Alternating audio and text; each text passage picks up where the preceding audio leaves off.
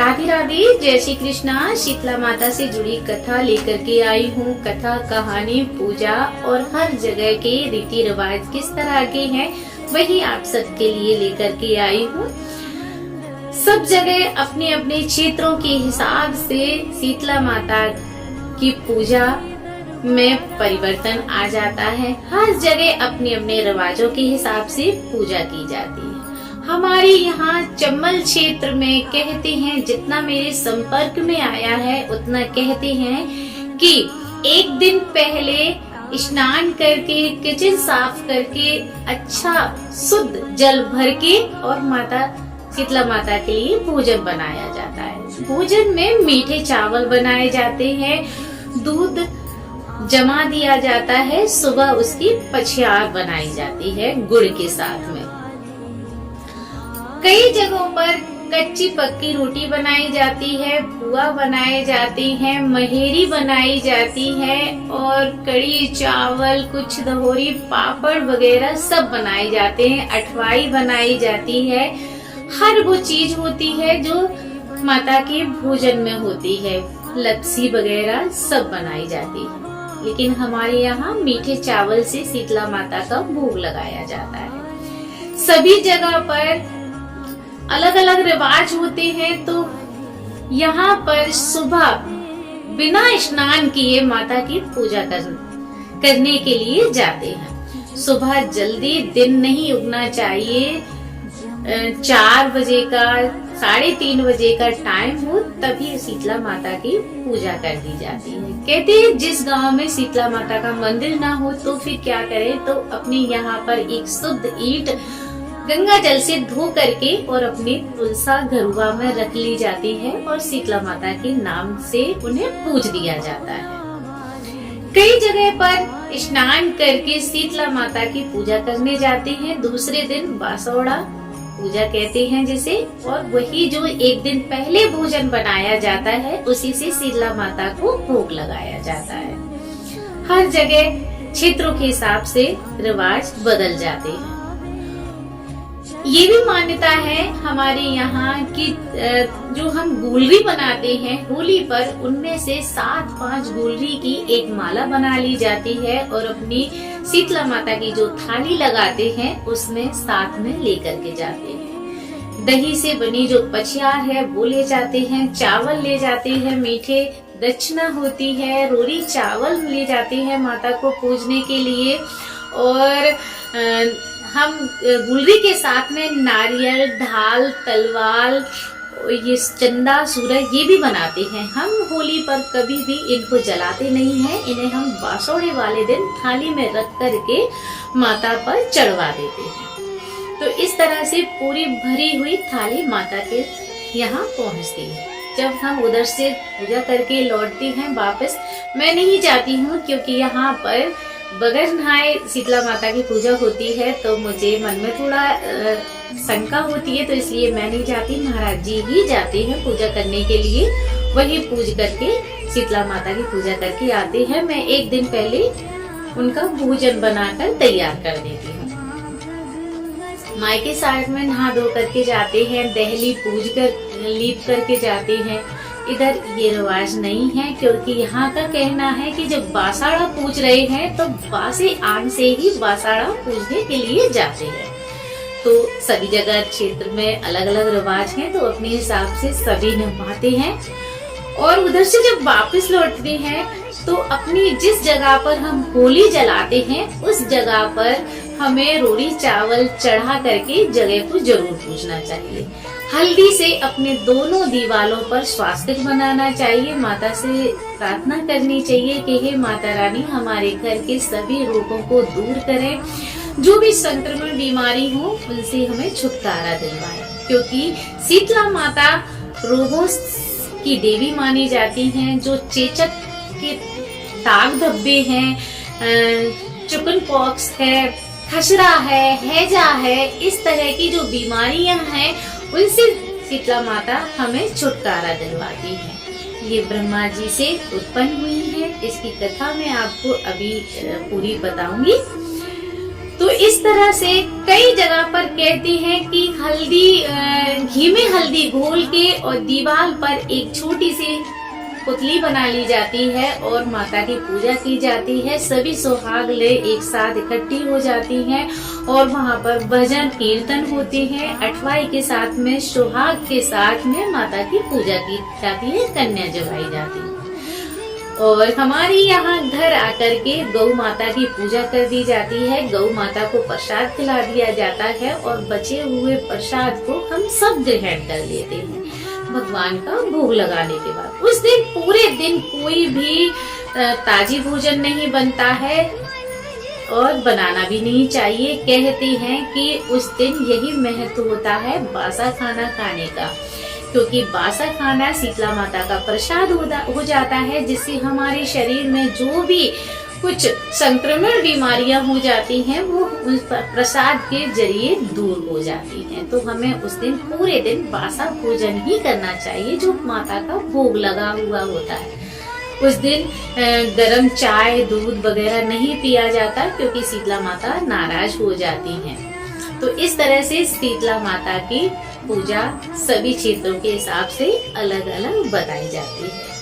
कहते हैं शीतला माता एक प्रसिद्ध देवी है। इनका प्राचीन काल से ही बहुत अधिक महत्व माना जाता है। शीतला माता मंदिर में गधे पर हमेशा सवार दिखाई गई हैं। शीतला माता के शंग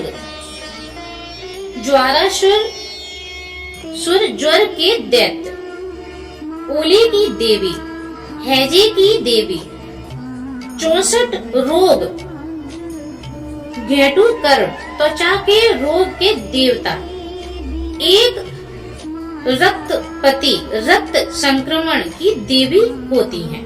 इनके कलश में दाल के दानों के रूप में विषाणु या शीतल स्वस्थ जल एवं रोगाणु नाशक जल होता है। हर साल चैत्र महीने की कृष्ण पक्ष की सप्तमी और अष्टमी तिथि को शीतला देवी की पूजा की जाती है। शीतला माता को चेचक रोग की देवी भी कहते हैं। शीतला माता के पर्व को हिंदू समाज में बासोड़ा नाम से जाना जाता है। इस पर्व के एक दिन पहले शीतला माता के भोग को तैयार किया जाता है और दूसरे दिन बासी भोग का माता शीतला को चढ़ाया जाता है। माना जाता है कि शीतला देवी की पूजा अर्चना से चेचक रोग नहीं होता है। छोटे बच्चों को चेचक से बचाने के लिए विशेषकर शीतला देवी की पूजा की जाती है। स्कंद पुराण में शीतला माता से जुड़ी एक पौराणिक कथा का वर्णन मिलता है, जिसमें बताया गया है कि शीतला माता देवी का जन्म ब्रह्मा जी से हुआ था। शीतला माता को भगवान शिव की अर्धांगिनी शक्ति का ही स्वरूप माना जाता है।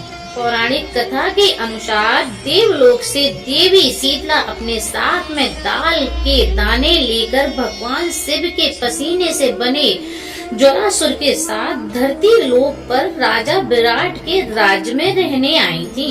लेकिन राजा विराट ने देवी शीतला को राज्य में रहने नहीं दिया, मना कर दिया। राजा के इस व्यवहार से देवी शीतला क्रोधित हो गई। शीतला माता के क्रोध की अग्नि से राजा के प्रजा के लोगों की त्वचा पर लाल लाल दाने हो गए। लोगों की त्वचा गर्मी से जलने लगी थी। तब राजा विराट ने अपनी गलती पर माफी मांगी। इसके बाद राजा ने देवी शीतला को कच्चा दूध और ठंडी लस्सी का भोग लगाया। तब माता शीतला का क्रोध शांत हुआ। तब से माता देवी को ठंडी पकवानों का भोग लगाने की परंपरा चली आ रही है। स्कंद पुराण के अनुसार देवी शीतला का रूप अनूठा है। देवी शीतला का वाहन गदा है। देवी शीतला अपने हाथ के कलश में शीतल पेय जल के दाने और रोगाणु नाशक जल रखती हैं, तो दूसरे हाथ में झाड़ू और नीम के पत्ते रखती हैं। 64 रोगों के देवता घेटू कर्ण, त्वचा के रोग के देवता हैजे की देवी और ज्वालासुर ज्वर का दैत्य इनके साथ ही होते हैं। स्कंद पुराण के अनुसार देवी शीतला की पूजा स्तोत्र शीतला अष्टक की रचना स्वयं भगवान शिव ने की थी। झाड़ू से वे रोग पैदा करने वाले कीटाणुओं को दूर करती हैं और चेचक और अन्य रोगों को ठीक करने के लिए औषधीय जल का प्रयोग करते हैं।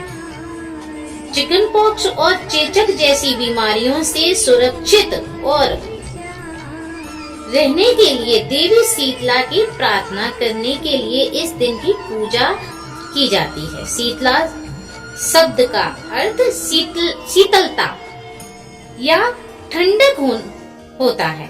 त्योहार उत्तर प्रदेश, राजस्थान और गुजरात जैसे ग्रामीण क्षेत्रों में मध्य प्रदेश व्यापक रूप से मनाया जाता है।